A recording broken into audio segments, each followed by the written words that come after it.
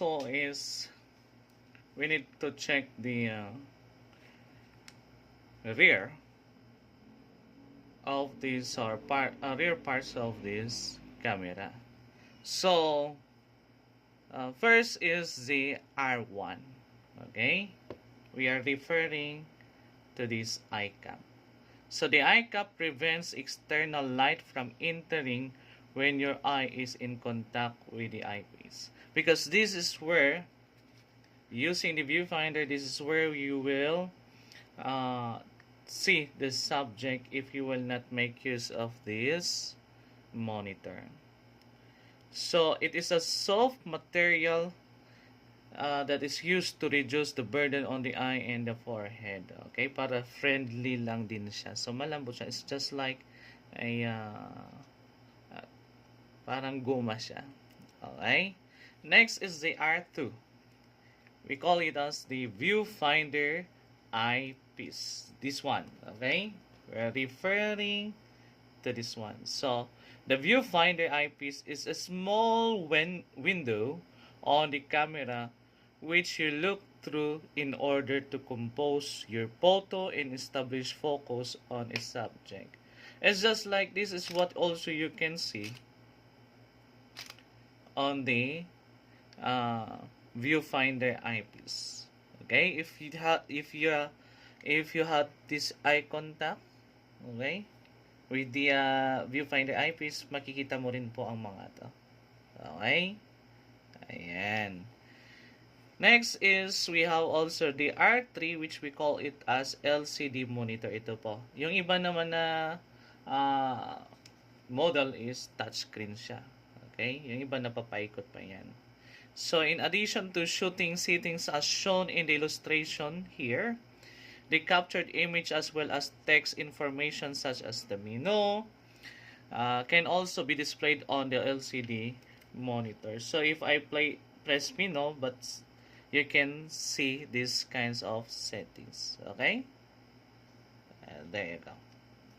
So we go back to the this kind of a monitor where we can see the subject by twisting again this lever. Okay. Then next is the R4 or the menu button. Use this button to display the menu. This one. Okay? May nakalagay naman po siya na or nakasulat na menu. So just press ito. Okay? All we need to do is to press. And this is what we can see. Okay? Then next is the R5 playback button. Okay, this is the button, this one, this is the playback.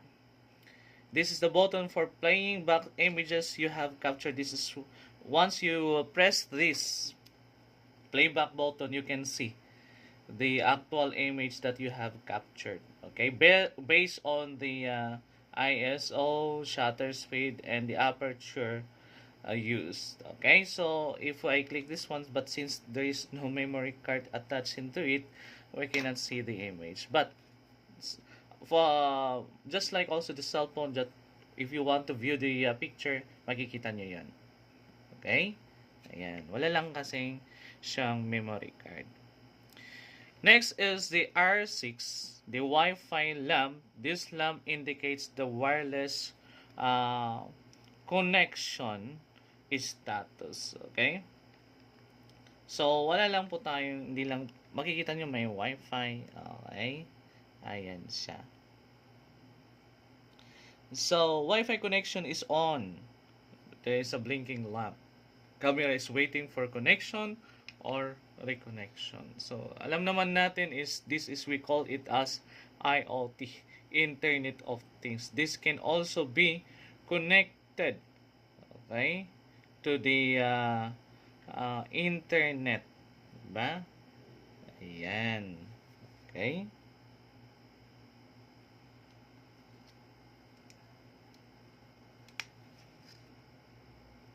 And you can see also here, pwede rin po siyang Bluetooth. Okay? Ayan. Next is we also have the What else more? That is yung R8 natin. Okay? R8. And some other camera, makikita nyo talaga yung R7, yung access lamp. Okay? And this one is different from the other DSLR. Okay? Now, the R8, we are referring to this one, set button or multi-controller. So, the multi-controller keys are directional buttons that allow you to move between the menu. For example, okay, ayan. And move a magnified display to a different point during, okay, during image playback. Okay, so it's just like this is it is not new to us, diba? And it's not new to us. And for some DSLR, makikita nyo talaga yung R9, yung ISO speed setting button, but most likely makikita din, we can make use of the menu to set up the ISO. Okay? Pwede natin may set up. So, depending on the camera kung anong ginagamit nyo. And we also have the R10 quick control button. Pressing this button displays the quick control screen.